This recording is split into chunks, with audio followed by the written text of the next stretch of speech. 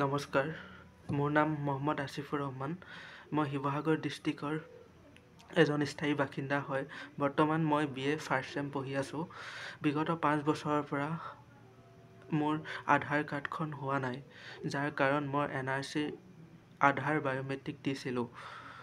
আমাৰ ঘৰখনৰ অকল মই বুলিয়ে নহয়, মোৰ লগতে দেউতা, ভণ্টীয়েও সেই একেই সমস্যাতে ভুগি আছে। আমাৰ তিনিওজনৰে নাম NRC ফাইনেল লিষ্টত আছে, এক্সেপ্ট আহিছে। তথাপিও বিগত 5 বছৰৰ পৰা আমি আধাৰ কাৰ্ডখন পোৱা নাই। অকল আমাৰ এই ঘৰৰ তিনিজনেই নহয়, আমাৰ শিৱসাগৰ ডিষ্ট্ৰিক্টৰ বা অন্যান্য ডিষ্ট্ৰিক্টৰ এনেকুৱা বহুত মানুহ আছে,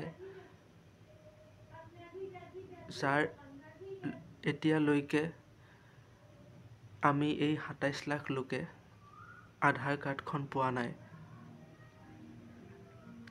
আমি বহুতো অসুবিধাৰ সন্মুখীন হৈছোঁ। যিকোনো চৰকাৰী চাকৰিৰ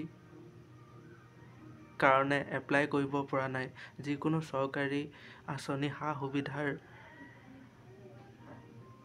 লাভ ল'ব পৰা নাই, আয়ুষ্মান কাৰ্ডখন বনাব পৰা নাই।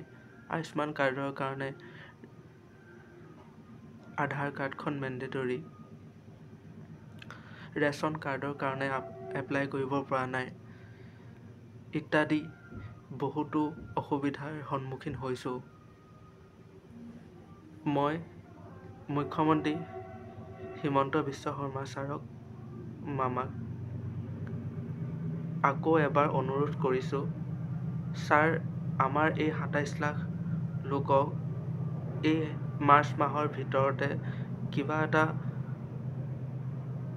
ৰিজলিউশ্যন দি আধাৰ কাৰ্ডখন সোনকালে দিয়াৰ ব্যৱস্থা কৰে যেন।